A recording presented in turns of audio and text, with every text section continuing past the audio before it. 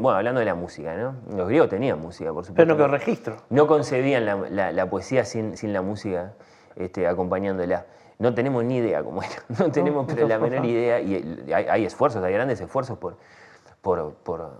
viajar y por estar ahí, por tratar de entender en base a los documentos que tenemos, los testimonios, etc. Son tímidas aproximaciones, pero muy tímidas. Es fascinante igual.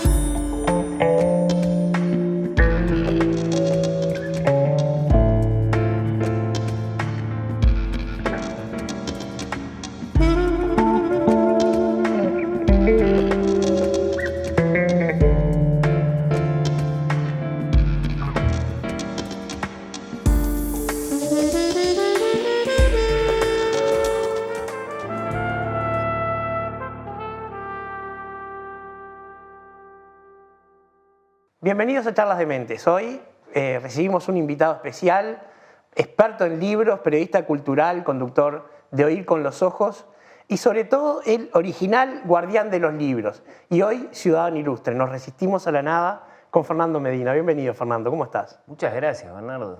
El primer guardián de los libros, ¿no? No sé el nombre que le pusimos a ese espacio en su momento. Se me ocurrió a mí, es cierto, pero lo aceptaron. Jorge Valmeli, Sapo Sas, Juan Chiuní. Entonces, antes fácil desviarse, todavía suena tremendo. Exacto. El Guardián de los Libros nace en 2016. Bueno, yo qué sé. Resultado de una malinterpretación a conciencia que yo hice de la propuesta, digamos, de la propuesta original de Suena Tremendo, que era más bien un intercambio con un librero, ¿no? A ellos les interesaba estar encima del mundo de los libros, en contacto con una librería, nos conocíamos de esa forma, ellos habían ido a hacer su programa a una librería en la que yo trabajaba. Después había habido algún contacto telefónico, alguna consulta puntual, había salido al aire yo para eso. Pero bueno, cuando me van a proponer algo, en realidad lo que ellos querían era eso, un intercambio, ¿no? Es decir, iban a mencionar la librería en la que yo trabajaba en ese momento, que era una librería que yo tenía con dos compañeros, una librería propia, y a cambio nosotros, digamos, los íbamos a ayudar a estar al día con los lanzamientos, con las novedades, con libros que les interesaban. Y bueno, ahí es que yo digo que un poco forcé la interpretación de lo que me proponían para tratar de tener un espacio, porque lo que yo quería era hacer radio. Sí, lo que yo quería era hacer radio. Probamos, me dieron la oportunidad, eso fue muy increíble. Que ellos me hayan, digamos, permitido ver qué tal. Y después de 5 o 6 digamos, columnas que yo hice, ponerle una cada 3 semanas, bueno, les gustó lo suficiente como para crear algo con nombre y que tuviera una cierta regularidad en Suena Tremendo, en ese momento en El Espectador.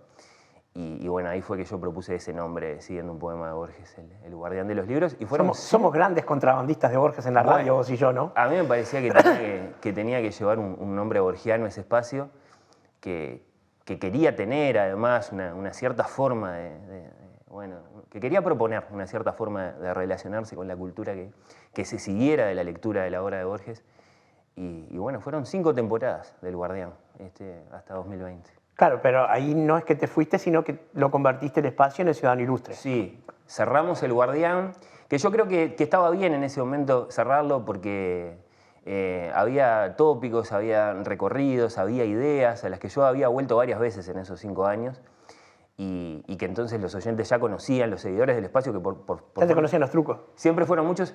Sí, yo creo que me veían venir. A mí me divertía eso igual y no me arrepiento de haber insistido tantas veces en el mismo viaje hasta Homero o hasta Dante o hasta Shakespeare o hasta Borges, porque siempre había algo nuevo para descubrir.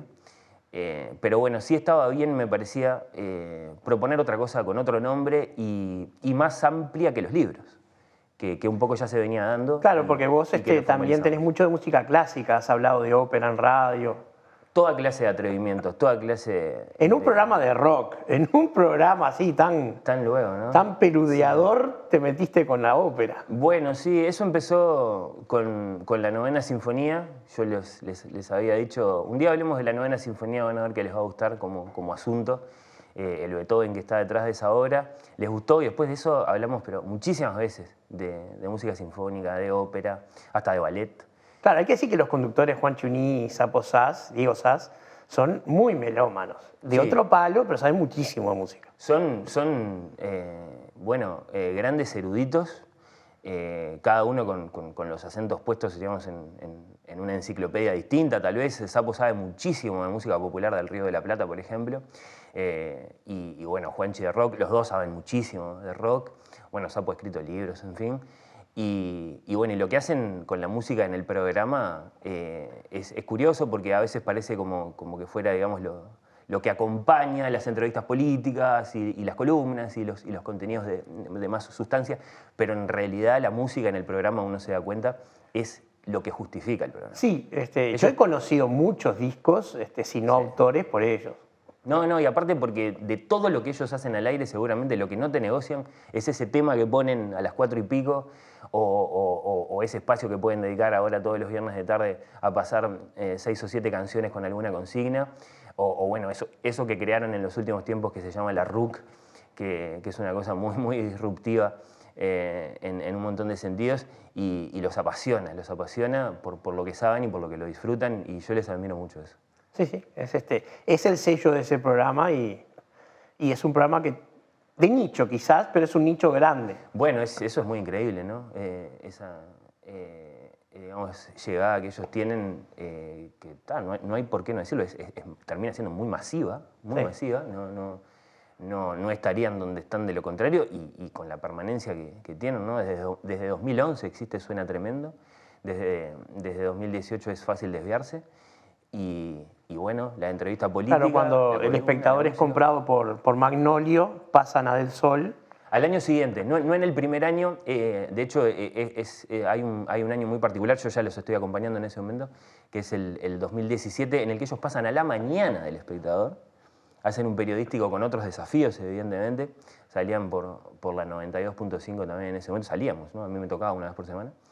Y bueno, en ese momento sí se da en esos movimientos, bueno, sí, varios programas muy importantes habían pasado a El Sol y bueno, al año siguiente sí, aparece Fácil Desviarse, de nuevo en la tarde, que era el horario original de Suena Tremendo, siempre había sido en la tarde. Sí, es el horario que le calza a ese programa, ¿no? Vos decís, ¿no? Sí. Sí, cada programa tiene su momento y ese programa tiene otra característica, son entrevistadores bien beligerantes y 2x3 hacen justamente entrevistas políticas o lo que sea que rinden mucho de lo periodístico. No es mi estilo, o sea, yo no podría ser incisivo al preguntar, porque en cultura, ¿qué ibas a decir? No te vas a poner a discutir con Borges. Pero bueno, Oír con los ojos también es un programa de nicho, pero un nicho más chico quizás, ¿no? Bueno, Oír con los ojos nace como el ático del Guardián de los Libros. Con una referencia a Quevedo. Bueno, claro. Yo siempre, digamos, había querido tener mi propio programa, es decir, mi primer impulso, muy infantil, ¿no? Muy de estar escuchando en la radio y maravillarme. Empecé a escuchar la radio muy chico con mi hermano, compartíamos cuarto, él ponía la radio hasta muy tarde. Bueno, tú y yo nos conocimos por Dolina. Bueno, claro, la noche y la radio inmediatamente es Dolina, ¿no? Pero tantas otras cosas, ¿no? Hasta muy tarde en la madrugada. Y bueno, y el sentimiento de yo quiero hacer esto. Yo no sé muy bien cómo, pero yo quiero hacer esto. Después en algún momento te das cuenta de qué clase de conversación querés llevar a la radio, con quién te gustaría juntarte. Y bueno, la primera oportunidad, que como te contaba me la habían dado Sapo, Juanchi, bueno, también Jorge Valmeli, Nico Batalla, ¿no? Que son el cuarteto de Fácil Desviarse. Pero claro, eso era una columna. Y yo seguía con la inquietud de hacer algo yo, mucho más mío en otros sentidos, seguramente para darme contra alguna pared, pero lo quería hacer. Y bueno, eso fue Oír con los ojos a partir del año siguiente a yo ser columnista de Suena Tremendo. Se da la oportunidad de tener una hora al aire en El Espectador y hacer lo que yo quería. Y le puse ese nombre, sí, siguiendo un soneto de Quevedo, que es uno de esos sonetos... Escuchando con los ojos a los muertos. Claro, es un soneto en el que queda dicho para siempre qué es leer, ¿no? Sí. Porque además en ese momento del siglo de oro español, leer era sobre todo leer lo griego y lo latino, ¿no? Es decir, leer lo clásico. Y hacer teatro era reescribir a los clásicos. Y por eso los muertos. Por eso escucho con mis ojos a los muertos, ¿no? Es decir, leer era leer lo antiguo clásico. Después va a haber una batalla, ¿viste? En ese tiempo entre lo clásico y lo moderno. Está la famosa querella de Swift, ¿no? Que es una batalla de los libros entre bueno, volver sí a Grecia y a Roma, o no, o leer a los autores de ese tiempo, que también eran muy grandes. Bueno, pero bueno, está en ese versito final de ese soneto de Quevedo, queda dicho para siempre que es leer. Y a mí eso me impresiona mucho, ¿no? Escuchando con mis ojos a los muertos. Y tal, mi programa se iba a llamar así, yo ya lo sabía. Sí. Y tenés un par de compinches también relacionados con los libros. Bueno, fue creciendo, fue creciendo. Los primeros programas los hice solo y bueno, de a poquito quise digamos, estar acompañado, siempre que fuera posible, que hubiera, digamos, una especie de entusiasmo compartido o de ganas de hacer algo, no necesariamente igual a lo que yo quería, pero que pudiera confluir ahí en esa hora que teníamos para salir al aire. Bernardo, salíamos en aquel primer año los domingos a las 11 de la noche. Sí. ¿Qué te parece? O sea, en realidad el horario original de Oír con los Ojos era los martes a las 20, pero como siempre había básquetbol, salíamos más que nada en el horario de nuestra repetición. Así que habíamos empezado a pensar el programa para los domingos a las 11 de la noche. Y bueno, apareció Lucía Campanella, a quien yo había conocido en el mundo de las librerías, pero de la que sabía su relación, digamos, de la que conocía su relación con los libros por sus estudios, que son todo lo que no habían sido los míos. Yo había pasado por la Facultad de Humanidades de manera muy fugaz y muy fallida, y ella, en cambio, había hecho todo lo que se puede hacer en la academia con la literatura. Era profesora, era licenciada, era doctora, bueno, está. Y por alguna razón nos llevábamos bien, nos divertíamos mucho hablando sobre libros, y bueno, esta fue la primera persona que sumé, después la escritora Natalia Mardero, con la que terminamos componiendo un trío de conversación bastante interesante que me hace muy feliz y que, por supuesto... Empastan muy bien, que eso es fundamental al conducir un programa. Es imposible de predecir y hasta que no lo haces no sabes. Claro, y cuando se concreta es muy dichoso, muy dichoso ver que tres personas que en principio somos muy diferentes y que nos relacionamos con nuestro asunto, que son los libros, de manera tan diferente, digamos, la pasamos tan bien. Conversando y pensando sobre qué vamos a conversar la próxima, y bueno, está. Y ese fue, digamos, esa fue la primera formación cuando empezamos a salir ya en vivo, en la mañana de los sábados, en El Espectador. Que es un horario para la cultura ideal, ¿no? Jaime Clara creó ese horario y... Sí, seguramente más consciente o más inconscientemente, cuando yo dije, no, Oír con los Ojos tiene que salir los sábados de mañana, estaba pensando en eso. Y también, bueno, en que en definitiva uno tiene conciencia de que la gente escucha la radio de mañana, pero de lunes a viernes no podés hablar de literatura. No. Sería demasiado porfiado. Decime a mí que hablo de filosofía. Sí, claro. Entonces, bueno, pero entonces dame el sábado. Era una cosa así, dame el sábado, que a mí me gusta. Y bueno, está. Fue así que nos fuimos moviendo un poco en el día, otro poco en la semana. Y que el sábado también tiene otro ritmo. Claro, te podés permitir cambiar de tema, te podés permitir cambiar de tono, y la audiencia te va a dar la oportunidad. Eso también, digamos, fue muy afortunado, ¿no? Que nos tocara hacer el programa en una radio grande como El Espectador, y que entonces, más allá de si nosotros habíamos logrado llamar la atención de alguien invitando a escuchar, iba a haber gente del otro lado porque es El Espectador, y hay gente que iba a estar ahí. Y bueno, daba para proponerlo. Bueno, ¿qué tal una conversación sobre libros un sábado de mañana? Nos dieron la oportunidad. Y bueno, por ahora ahí estamos con cambio de radio, con una formación más amplia ahora, con un programa mucho más largo. Majo Borges incluyeron. Bueno, claro, entre 2017 y este 2022 se fueron sumando, sí, otras voces. Rafael Mandresi empezó a participar en el programa el año pasado. Yo cuando conversamos y él me dijo que sí, que podía hacer, me pareció que era muy increíble, porque Mandresi es una de esas personas únicas que tenemos acá en el mundo académico. Y aparte histórico, columnista del Espectador. Impresionante el caudal de lecturas y la comunicatividad, ¿no? de Rafael.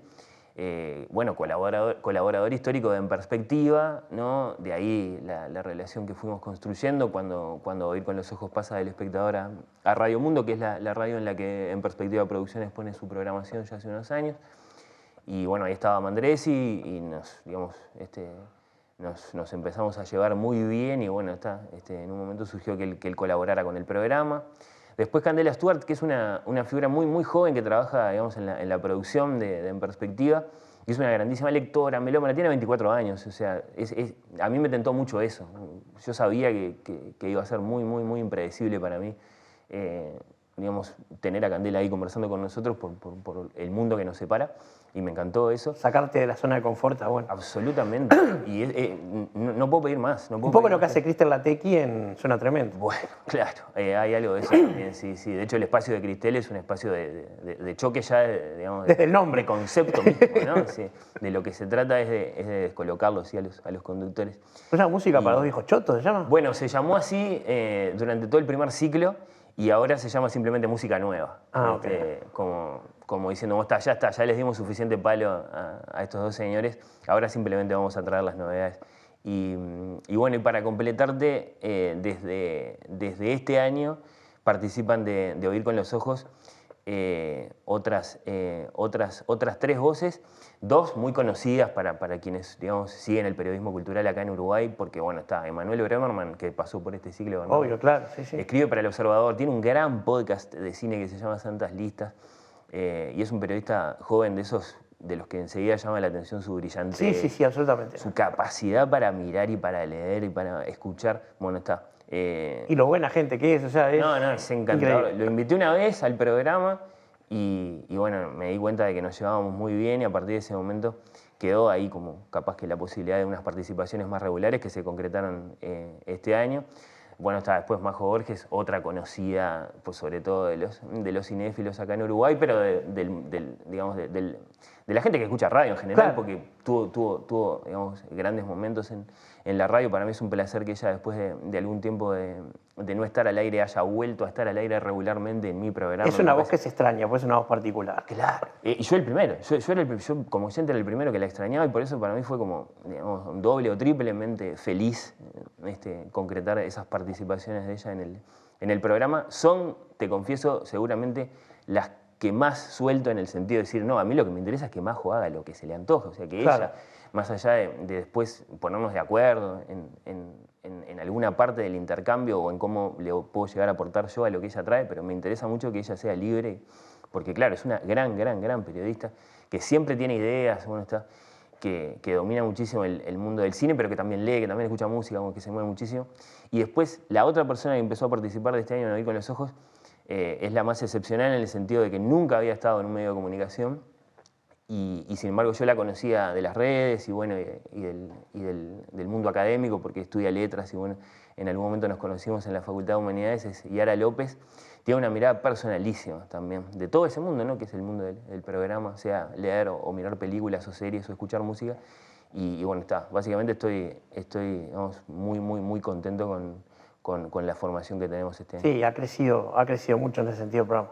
Y bueno, claro, hay muchas más voces y por lo tanto, digamos, los que proponen las ideas siempre, digamos, están ahí como más listos para sorprender todos los sábados. En general a la audiencia le ha gustado y me ha permitido a mí soltar un poco el volante del programa, que es algo que yo quería porque nunca me interesó que el programa fuera mío, siempre me interesó simplemente ser el que lo propone y que después se abriera tanto a los invitados que podemos tener semana a semana como a los propios integrantes del programa que vienen con ideas. Ese es el otro tema interesante, tanto en la pregunta como en que es otro espacio que tenías tú, no sé si lo seguís teniendo. ¿A cuál te referís a ver? El que hacías en perspectiva. ¿La conversación? La conversación esa. Bien, claro, no, está bien. En la conversación pasaron varias cosas. Ese fue un espacio que nació, mirá a qué momento me haces volver. Marzo de 2020. Pandemia, pero... Perspectiva, claro. Rearma su programación con cosas que ya no están y con cosas nuevas que empiezan a estar. Y bueno, Emiliano tenía esa idea, Emiliano Cotelo, por supuesto, ¿no? Director de En Perspectiva, tanto el programa En Perspectiva a las 7 de la mañana todos los días, como el proyecto En Perspectiva, que son las 24 horas de Radio Mundo. Es un proyecto, quiero decir, es un referente en periodismo absoluto, ¿no? Y bueno, el rey de la década del 90 seguro y de ahí en adelante un referente. Y bueno, son 30 y pico de años de En Perspectiva al aire, muchas etapas, algunos hitos, como la creación de la tertulia. Y bueno, una vieja aspiración de él, la de no solo conducir y dirigir un programa periodístico todas las mañanas, sino por lo menos participar, sino directamente dirigir toda una programación de una radio. Y él concreta eso cuando llega a la 1170, a Radio Mundo, y bueno, ahí pasa de todo un poco, pero concretamente en marzo de 2020, con muchos movimientos en la grilla, surge ese pequeño espacio del que me toca entonces empezar a participar, que se llama La Conversación. Ahí yo hice básicamente dos cosas. Una cosa que me gustó llamarla, le puse ese nombre, El Camino del Libro, porque eran conversaciones con escritores, pero también editores y libreros, como diciendo cómo está la producción de la literatura, ¿no? Ese eslabón silencioso que es el editor, que a mí me parece que digamos, el mundo del libro le tiene que poner mucha atención a lo que pasa ahí, ¿no? ¿Y cuántos libros se han mejorado gracias a los editores? Claro, por empezar, digamos, ese eslabón, por silencioso que sea, es absolutamente imprescindible para lo que después llamamos, ¿no?, mercado del libro, para que haya libros en las librerías digamos, para que tengamos el mapa que tenemos después de fondos, de colecciones, ¿no?, de perfiles. Entonces, las conversaciones con editores eran particularmente interesantes. Y después los libreros, que son la parte final de la cadena en cuanto al encuentro con los lectores, ¿no? Es decir, después la cadena es mucho más larga, ¿no? Ahora, entre el autor y el editor está la gente. Están los profesores de literatura. Bueno, claro, si la querés ampliar, la cadena se puede ampliar en muchos Es rizomática. Bueno, entonces a mí me gustó llamar a eso el camino del libro y bueno, ir moviéndome entre que converso con un escritor o converso con un librero, y era parte de lo que hacía en ese espacio, además de que después surgieron los encuentros con los artistas plásticos del ciclo ese que tenía Emiliano, que lo tiene, ¿no? Desde luego, ahora está Daniela Blut conversando con los artistas, de exponer cuadros en la radio aprovechando las emisiones en YouTube, de En Perspectiva, una cosa muy en principio experimental, que viene saliendo muy bien y bueno, y de la que me tocó participar. Claro. No, pero aparte, una de las cosas más disfrutables de Oír con los Ojos es que ahí podés escuchar a invitados que no van a estar en otros medios. Decís, y bueno. Y sí, escritores, yo por ejemplo, digamos, la escritora menos conocida que entrevisté acá, pero que me fascina, es Ariana Harwich. Bueno, sí. Esas voces de Ariana Harwich, una Mariana Enríquez, Han pasado, sí. No van a estar en otros lados. Un director de la Orquesta Sinfónica. Bueno, eso es algo que me gusta mucho a mí personalmente, conversar con los músicos y en particular con los directores de orquesta. Creo que son siempre charlas muy, ¿cómo decirlo? Digamos, en las que va a suceder el descubrimiento. Hay algo de lógica, es decir, vos conversás con el escritor después del lanzamiento de su libro. Mucho de lo que él tiene para decir ya está dicho en el libro. Después, la entrevista puede llegar a intentar rodear de alguna forma, bueno, el momento en que apareció la idea, algo del proceso de la composición de esa obra, y después, bueno, los temas que están ahí, si hay formas de ampliarlos, de acuerdo. Pero el director de orquesta que va a encarar la 9ª Sinfonía de Mahler, como pasó hace unos días en el auditorio del Sodre, no va a decir nada en ningún momento. Va a ir a ensayar con la orquesta, se va a presentar en el escenario para la performance, va a saludar, se va a despedir, y en todo caso la que habló fue la música. Si hay algo para conversar, tiene que ser en otro lugar, y por eso a mí me tienta muchísimo llevarlos a los directores, sobre todo cuando van a encarar esas grandes obras, que a veces son óperas, que a veces son grandes oratorios, en fin, y que me cuenten cómo es la relación con la partitura, cómo es la relación con los músicos durante los ensayos, de qué se trata bien la mirada que ellos tienen de esa obra. Siempre hay mucho para conversar. Sí, por supuesto. Y bueno, los directores de nuestras grandes orquestas, la Filarmónica y la Osodre, de 2017 para acá han pasado todos por el programa varias veces. Lo sé. Varias veces cada uno, sí. Fernando, se nos fue el primer bloque. Volvemos enseguida, ¿sí? Vuelve. Nos seguimos resistiendo a la nada con Fernando Medina.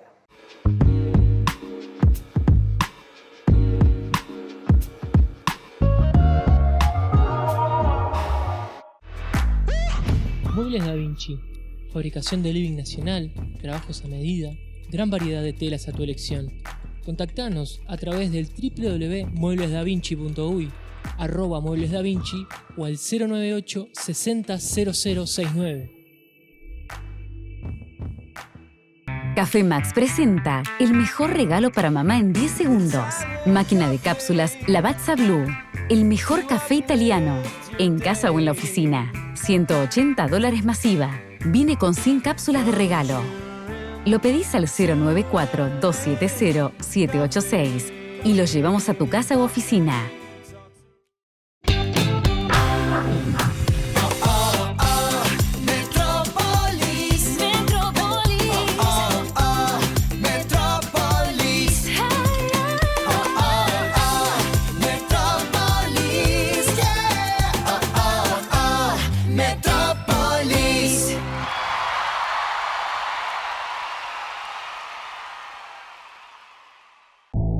Oportunidad, del latín op, hacia, y portus, puerto.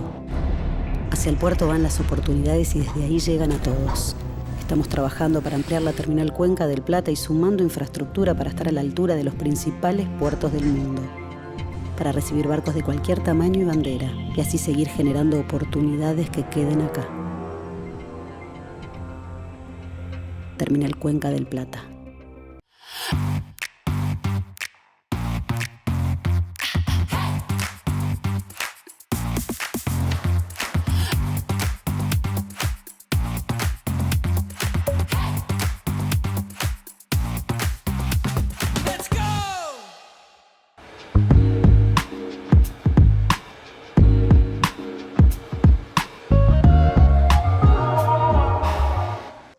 Seguimos resistiéndonos a la nada con Fernando Medina. Fernando, ¿sabes que habíamos terminado el bloque hablando de los directores de música?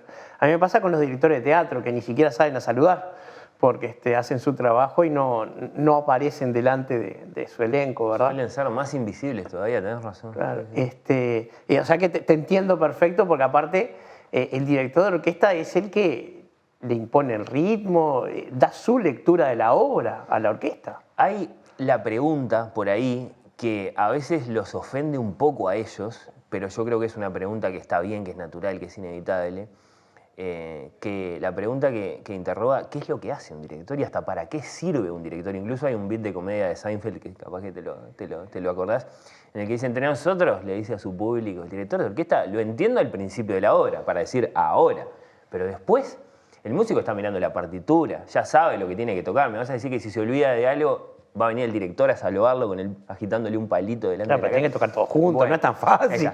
La pura verdad es que el director es absolutamente imprescindible para la interpretación de una obra sinfónica porque, digamos, tiene que existir una sola visión de esa obra, ¿no? que los guíe a todos para que no sea un caos. Y es muy interesante hacer... 60 músicos tocando juntos no tocan lo mismo al mismo tiempo. Es una sinfonía de Beethoven, Bernardo. Si estamos hablando de Mahler o de Richard Strauss, nos vamos a más de 100 muy fácilmente. Es decir, una orquesta puede llegar a ser un dispositivo verdaderamente enorme y muy difícil de controlar. Con un cañón incluso. Bueno, puede haber de todo. Si nos venimos hacia los compositores de finales del 19, de principios del 20, cuando realmente los compositores empiezan a experimentar con los instrumentos y con las formaciones, bueno, tenemos masas verdaderamente enormes, enormes. Al punto de que hay veces en que el director tiene que casi que limitarse a ser una especie de inspector de tránsito que se asegura de que no haya grandes accidentes. Algunos de todos modos van a haber. Pero cuando tenés un gran director en Montevideo, hemos visto grandes directores, algunos los nuestros, ¿no? Los de nuestras propias orquestas, pero cuando vienen esas visitas, como en 2019 vino la London Symphony Orchestra y vino Sir Simon Rattle, por ejemplo, los vemos, logran verdaderos actos de magia en cuanto a hacer que esa obra suene de un cierto modo, y uno tiene en la cabeza, ¿viste? Las grabaciones, los discos, las referencias, y se da cuenta que eso que está escuchando es diferente, es único, es especial. Y esa es la mano del director. Es que venís mañana y es otra cosa. Por supuesto, esa es la mano del director, que primero en los ensayos, bueno, paró cada poquitos compases para decir este pasaje así está demasiado rápido, vos tocaste demasiado fuerte y por lo tanto me tapaste aquel.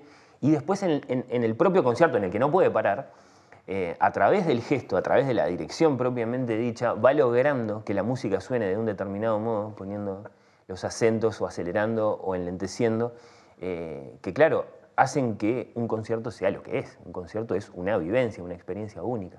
Me largo de hablar de música, Bernardo. No, tranquilo, estamos hablando... Charla de mentes no tiene guión. Vos lo propusiste. Sí, por supuesto. Y es uno de los temas que... Lo otro, viste, lo de la primera parte que me haces hablar de mis programas de radio, lo que sea, eso me resulta muy, muy raro porque no lo hago nunca. Hablar de música sí es casi de todos los días para mí. Y bueno, lo que pasa es que justamente cuando uno hace un programa, de lo único que no habla es de uno. Está bien, sí. No, pero aparte es raro ponerse a pensar uno, bueno, no, está bien, tenés razón, ya son, no sé, 6 años de ver con los ojos o lo que sea.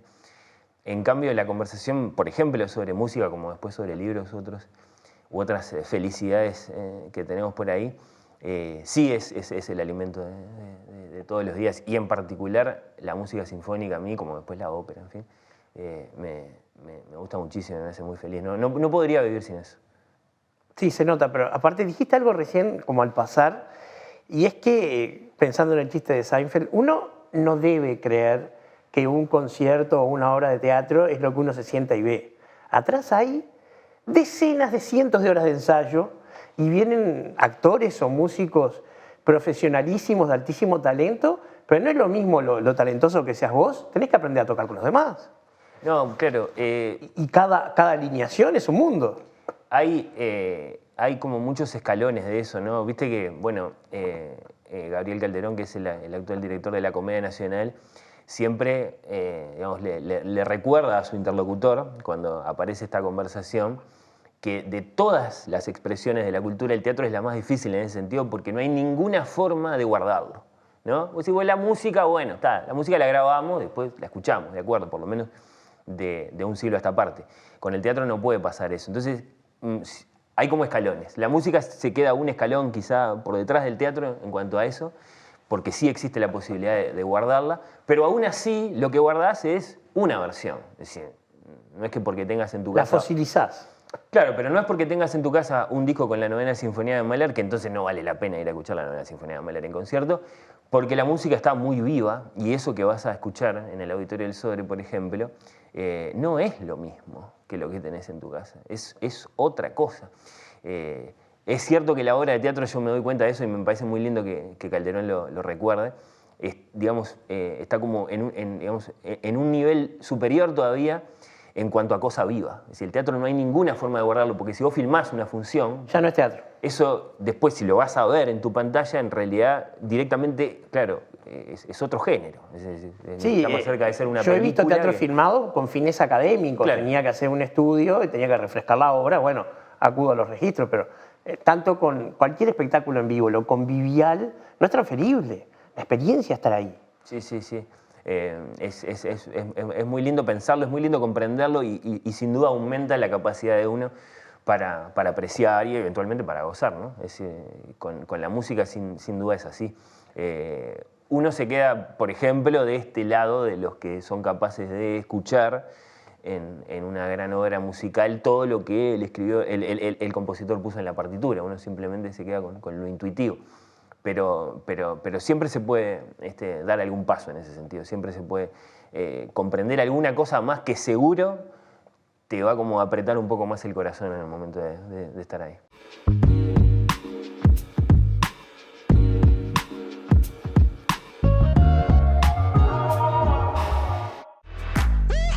Muebles Da Vinci, fabricación de living nacional, trabajos a medida, gran variedad de telas a tu elección. Contactanos a través del www.mueblesdavinci.uy, @mueblesdavinci o al 098 60 0069. Café Max presenta el mejor regalo para mamá en 10 segundos. Máquina de cápsulas Lavazza Blue. El mejor café italiano. En casa o en la oficina. $180 masiva. Viene con 100 cápsulas de regalo. Lo pedís al 094-270-786 y lo llevamos a tu casa u oficina.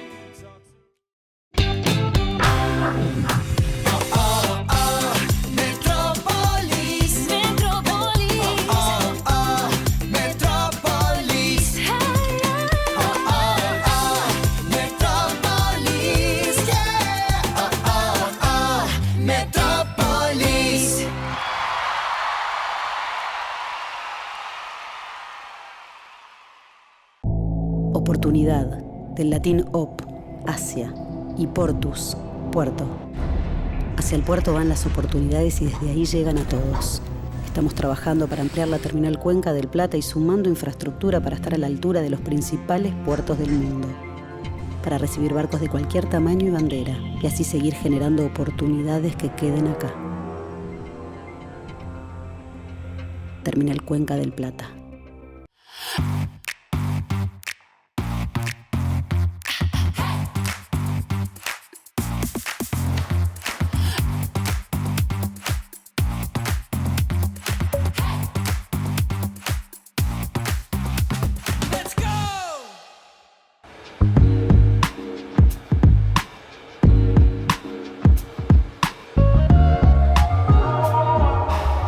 Siempre recuerdo una expresión de Alejandro Dolina, ¿no? Que en un momento le preguntaron, ¿para qué sirve leer? ¿Para qué sirve la cultura? Y Dolina contestó, bueno, para gallinas mi gallinero no sirve para nada, está más interesada en picotear el gusano en el piso que en escuchar la novena sinfonía. Y es así, ¿no? O sea, tú me estás hablando muy apasionadamente de la música, lo puedo entender, porque sé lo que pasa cuando uno desarrolla los bienes espirituales. Pero siempre hay algo para uno, cada uno de los espectadores tendrá que encontrar su vocación en ese sentido. También de lo que se trata, y yo entiendo que capaz que no todo el mundo, digamos, no a todo el mundo, digamos, la vida le depara ese descubrimiento, también se trata de descubrir qué es eso que uno no puede evitar querer saber o querer conocer o, digamos, querer conocerlo más, como, profundizando más y más y más y más. En el caso de los libros, por ejemplo, que a mí a veces me preguntan, bueno, pero ¿por qué volver tantas veces a determinados autores o por qué esa militancia, y usan esa palabra, Sapo, Diego la usa a veces esa palabra, esa militancia por lo que llamamos los clásicos? Y la pura verdad es que la razón de fondo es una necesidad de saber. Es eso lo que te lleva a leer. Vos no te preguntás nunca si sirve o no sirve. Vos simplemente te estás dejando llevar por algo que querés saber, que querés entender un poco mejor. Hay algo que está ahí, que te parece suficientemente misterioso y que no te cierra. Vos no te vas a conformar. No, pero es el acto querés saber. de hacer eso es placentero, además. Claro, pero ni lo pensás. No. Simplemente estás no es un ahí trabajo, viviéndolo. no es algo que uno se pone a hacer con sacrificio. Claro. Uno lo disfruta enormemente. Sí. Pero a mí me parece muy importante, digamos, poder ir por esa calle, por la calle de lo fatal, si querés decirlo así. Yo no me voy a quedar tranquilo si no entiendo exactamente, o mejor dicho, si no entiendo un poco más, porque obviamente nunca vas a terminar de entender cómo es que, por ejemplo, un actor nacido en Stratford, que era un hombre común, que en principio parecía bastante bueno para los negocios porque había heredado algunas habilidades de su papá y que claramente le gustaba actuar, tiene muchos antecedentes. Y que nunca salió a Inglaterra.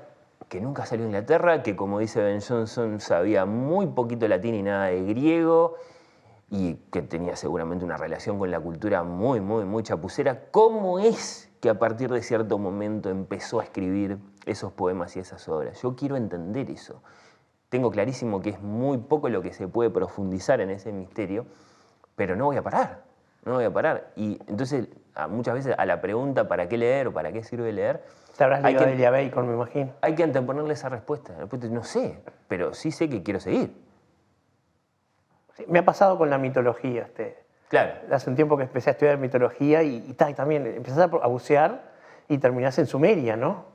Pero porque está detrás de todo, ¿no? Es decir, no es tan, en definitiva, no nos sorprende todo el lenguaje mitológico que tenemos en el psicoanálisis o en otras cosas cercanas a nosotros, porque hay algo, hay una especie de mapa profundo o algo así, ¿no? Sí, hay cosas, pero aparte hay cosas que siguen resonando en el día de hoy.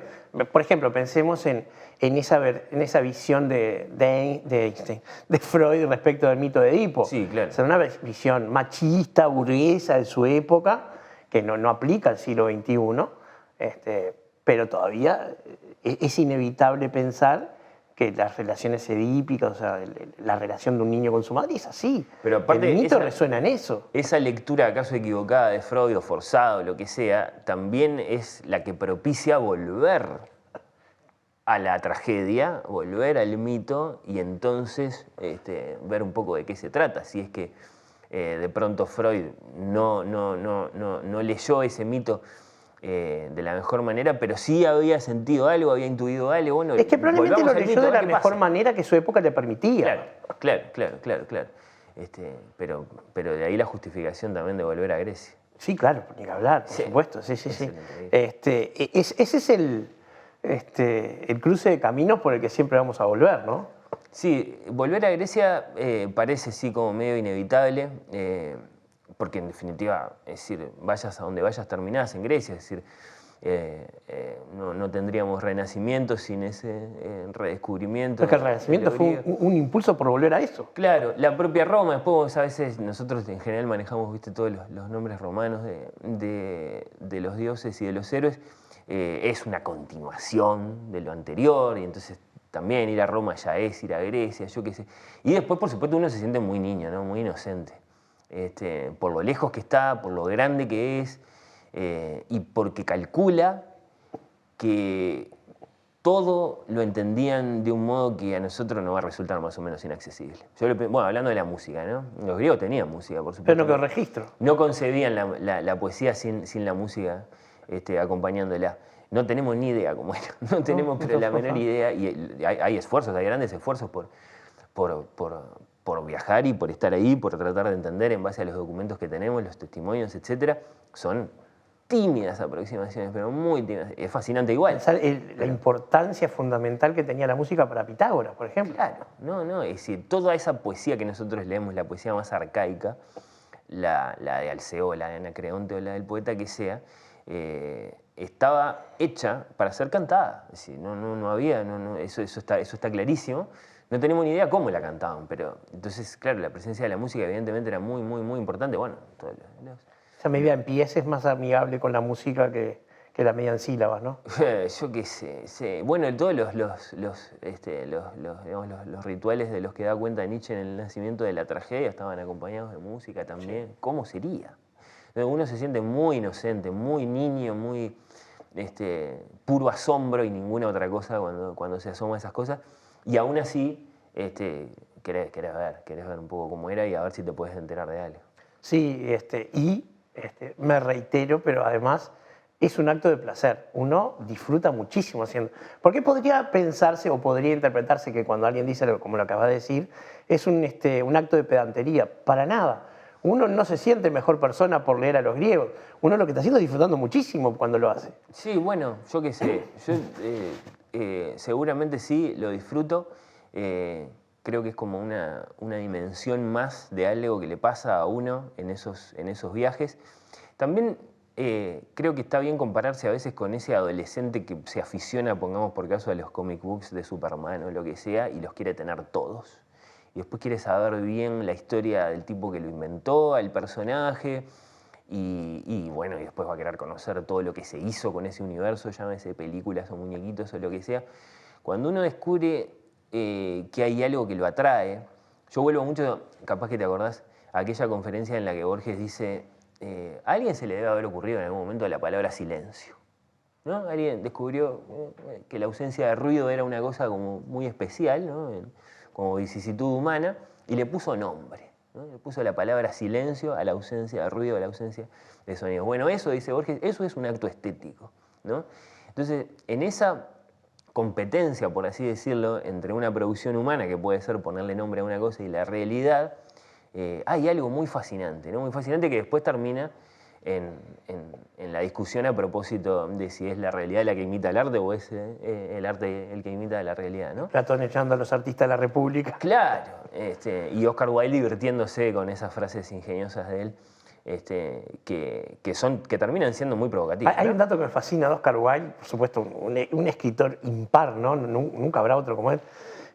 Se presentó un concurso de imitadores de Oscar Wilde y lo perdió. Y bueno, esas cosas que tiene sí, la historia cultural y que son muy, muy, muy divertidas. Pero lo que digo es, ¿te fascinó eso? ¿Te fascinó ese ir y venir entre lo que está ahí y lo que somos capaces de hacer? Y que, por ejemplo, se llama la poesía, porque Borges de lo que está hablando cuando se refiere a la invención de la palabra silencio es de la poesía.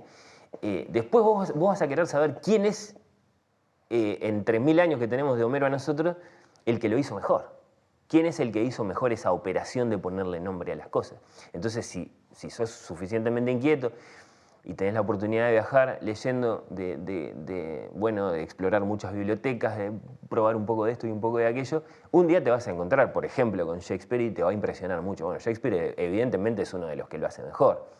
Y Dante es otro, y Borges es otro, y Jane Austen, que tenía un sentido del humor increíble, es otra, y así, yo qué sé, va a haber muchos ejemplos. Virginia Woolf. Y claro, y en ese ir probando, ir queriendo saber, ir enterándote de cosas, casi ni te detenés a pensar por qué lo haces, ni caramba, cuánto me estoy divirtiendo, simplemente estás en movimiento. Y viste que, yo qué sé, después pasa que estamos acá conversando hace no sé cuántos minutos y que yo sepa ni una sola vez apareció la palabra cultura. No. simplemente aparecieron nombres de creadores que nos gustan o cosas que pasan en las disciplinas que nos interesan, en fin, y se da así, se da en ese movimiento.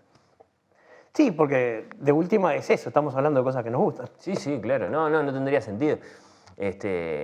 Digamos, proponerse, conocer algo porque, bueno, resulta que uno se vino a enterar enciclopédicamente que es muy importante.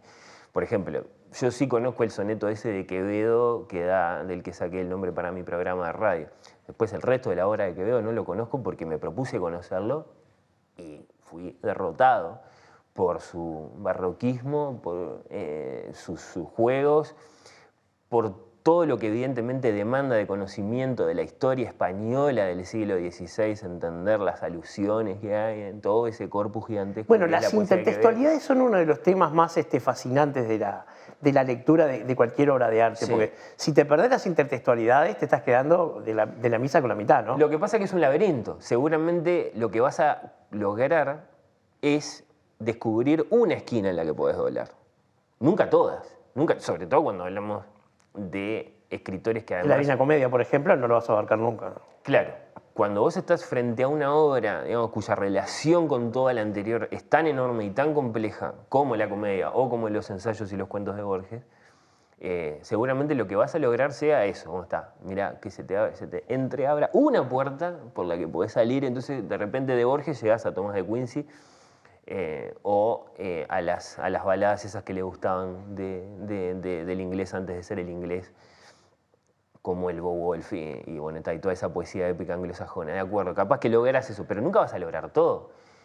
Porque sabés que avanzaste por esa calle, pero al costado estaba la calle que te lleva por la relación entre Borges y la matemática, que es absolutamente fascinante. Y que o a Swedenborg o a quien fuera. O la mística, claro, o la novela policial o tantísimas otras.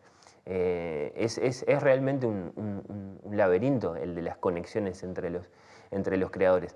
Lo que sí puede ser muy, muy lindo de tener presente, y entonces capaz que detenerte y pensarlo un poco y dejar que pese en tu forma de relacionarte con las cosas, es que entonces capaz que lo que llamamos la historia de la cultura, y que decimos muy prolijamente, bueno, viene de Grecia y de Roma y pasa por la Edad Media y llega a ser nosotros, no está tan bien dibujado. No. Se desdibuja muy fácilmente si uno quiere, y ese libro nuevo que uno tiene por descubrir de repente no salió anteayer, sino que, por ejemplo, es una tragedia de Esquilo. Entonces, eso sí es muy lindo de constatar. Es que a medida que, a ver, las cosas son en blanco y negro cuando las miras de lejos. Cuando te acercás empezás a ver todos los caminos laterales y los caminos que no llevaron a ninguna parte. Porque la cultura también se hizo con las pequeñas historias. Sí, yo qué sé, no sé qué te parece a vos. Hay evidentemente una cosa muy determinante de los grandes críticos marxistas del siglo XX, ¿no? En nuestra mirada de la historia cultural, ¿no? Y en esa cosa de, bueno, hay unos contextos que son sumas de cosas sociales, de cosas económicas, de cosas políticas, que determinan que tengamos a finales del siglo XVI el teatro isabelino, y que entonces eso significa que venimos del tiempo de Chaucer y de la Edad Media en general, y que vamos hacia el periodo en el que después vamos a tener a Milton y a los republicanos, qué sé yo. Pero capaz que no es tan así, capaz que uno no se tiene que dejar llevar tanto por esa forma de entender los fenómenos artísticos que le interesan a uno, porque no necesariamente es la única forma de verlo. Es decir, no necesariamente entender políticamente la Inglaterra de la reina Isabel o del rey Jacobo lo va a ayudar a entender a Shakespeare. Tal vez sí un rato, pero después mejor cambiarlo por un poco de contexto, a ver. Claro. Porque de repente si vas a leer Orlando de Virginia Woolf y te comes que en el medio estuvo Cromwell, hay una parte que no la entendés. Es interesante cuando te aporta de manera directa y deja de ser interesante cuando, digamos, propicia que te olvides que Shakespeare hubo uno solo. Es decir, sí, por supuesto. No es que ese contexto, esas condiciones, esas energías sociales, pero como el se dice, famoso boom latinoamericano. Claro. Del mismo lugar salen García Márquez y Vargas Llosa. Con la misma infraestructura marxista, llamada, que es lo que decía, ¿cómo pueden salir los dos de las mismas condiciones si lo mirás solo con la infraestructura? Lo más interesante del boom parece ser la pregunta que interroga ante qué clase de fenómeno estamos. Si es que estamos ante un fenómeno unívoco, ¿no? Que tampoco está claro. Bueno, pero si vos pensás en infraestructura política, tendés a homogeneizar. Claro. Son formas de pensar también, uno lo entiende eso y está bien ponerle nombre a las cosas, tratar de agruparlas, tratar de encontrar elementos en común. Es un poco inevitable hacerlo, es un ejercicio crítico que como que sale solo, pero a mí sí me tienta volver a, digamos, empujarme a mí mismo a volver a otras formas de entenderlo, porque evidentemente hay sesgos, ¿no? Hay sesgos, hay formas de mirar la cultura que son tan enormes que le pueden hacer sentir a uno que digamos que son la única forma de relacionarse con las cosas, cuando en realidad, insisto, puede haber tantísimas otras.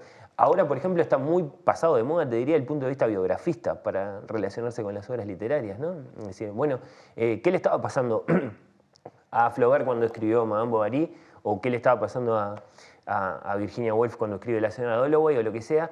Bueno, van a decir algunos críticos marxistas, no, en realidad es más interesante ver qué estaba pasando en Francia cuando Flaubert escribe Madame Bovary, no qué estaba pasando en la vida de Flaubert. Y después va a venir otro, capaz que un estructuralista, y te va a decir, no, si vos querés entender Madame Bovary, quédate con el texto, solo con la primera y la última palabra, exacto, de la novela. Haces el análisis actancial y te dejas... No molestes con la vida de Flaubert. Yo creo que no hay que perderse de nada, porque de todo va a sacar Es que si vos juntás un semiótico con un estructuralista, sale la mejor charla de todas sobre el libro. Seguramente, ¿no? Va a salir una discusión con mucho choque, con mucho punto de vista encontrado, con cierta enemistad de ideas y con cierto antagonismo de concepciones y hasta de cosmovisiones. Pero para uno, que lo que más disfruta es, digamos, estar en la olímpica de todas estas cosas, digamos, claro, eso es lo mejor. Sí, yo creo que es difícil decir que alguien cerró un tema, pero dijo una frase respecto de esto que es difícil de negar, es Umberto Eco en Los límites de la interpretación, y dice, todas las interpretaciones que el texto no prohíbe son válidas. Claro. Está bien, sí, sí. Bueno, Umberto Eco era una persona no solo muy erudita, sino muy ingeniosa, muy borgiana. Claro. Y mira, la única a la que yo le creo que realmente leyó miles y miles de libros a lo largo de su vida, porque era un lector verdaderamente milagroso, ¿no? Sí, milagroso. Tenía una relación con los libros que no es la propia ni de un académico ni de un escritor, sino de un bibliófilo, que eso no es tan común. Es decir, Borges, por ejemplo, era lo contrario de un bibliófilo. Umberto Eco, en cambio, amaba sus libros y bueno, hay hasta videos filmados de Umberto Eco recorriendo su casa en Milán. Sí. Y vos ves que es una cosa absolutamente desmesurada, monstruosa, y que entonces, digamos, hace de él un personaje único. Umberto Eco era un tipo muy, muy grande que cuando se murió dejó un vacío grande, grande, grande. Lo mismo pasó con Harold Bloom. Yo lo siento así, era un representante de una forma de conocer y de sentir la literatura como el que ya no hay, ya no hay. Los hubo en el pasado quizás. Con una autoestima grande, ¿no? Escribir un canon no es para cualquiera. Era, claro, yo qué sé, se puede decir de todo. Mirá que tuvo que haber un concilio entero para poner un canon, ¿eh? Y ese canon obviamente es muy peleador, si querés decirlo así. Se le enojaron de todos lados, es un canon eminentemente de la lengua inglesa, más allá de la presencia de Proust o de Freud o de Cervantes, o hasta de Borges. Y aún así es un canon muy peleador, muy justo, muy negligente, pero en ningún caso, digamos, es un canon, ¿cómo decirlo?, sin sentido. Es un canon que está muy bien pensado y que está muy bien propuesto y que sobre todo cumple con algo que es extraordinariamente valioso, me parece a mí, que es dejarnos a todos pensando, dejarnos a todos inquietos, dejarnos a todos con ganas de pelear y de leer. Eso es buenísimo, eso es buenísimo. Y hay que reconocérselo a Harold Bloom por equivocado que estuviera. Sí. No es el texto que más leí. Él tiene una serie que es Historia de los judíos, Historia de los cristianos, Historia del Islam. Esos 3 libros son fabulosos. ¿Bloom decís? ¿No era de Bloom? No, pará. No, perdón, lo confundí, no tenés razón. Creo que es Johnson. Era Paul Johnson. Sí. Ojo, el judaísmo sí es un asunto que le interesa a Bloom como parte de su pero ¿cómo confundí? ¿Qué cosa inconsciente me habrá pasado? Confundí a Paul Johnson con Harold Bloom. Y bueno, viste que sí dedicó esfuerzos Bloom a eso que él llama el libro de Jota, es decir, a la autoría de los libros sagrados. bueno, Bloom judío él, por supuesto, y que hacía del judaísmo un asunto central muchas veces en su interpretación de los hechos culturales, pero no al punto de escribir una historia de los judíos, ahí va. No, eso fue una gaffe mía. Si los programas culturales le interesarían a alguien, saldríamos en Bendita TV. Bueno, no, yo qué sé, no sé si tanto. Igual, viste que a veces esos errores creativos terminan siendo productivos para algo, ¿no? Puede surgir que le atribuimos a un autor una obra que no es de él, y hacemos incluso, digamos, toda una pequeña discusión, y ya la conectamos con otra que sí es de él, y bueno, está ahí, vaya a saber a dónde vamos a parar. Bueno, Fernando, nos quedamos sin tiempo. Tenemos que seguir conversando, aunque sea fuera de cámara. Un placer. Muchísimas gracias por esta invitación, muy atípica para mí, debo decir, la de estar de este lado de un entrevistador, pero está muy linda y que me deja muy agradecido a vos por generar estos minutos para conversar de estas cosas. Y bueno, en algún momento te tenías que sentar en el otro banco. Será. Muchas gracias, Fernando. A vos. Hoy nos resistimos a la nada con el ciudadano ilustre, Fernando Medina.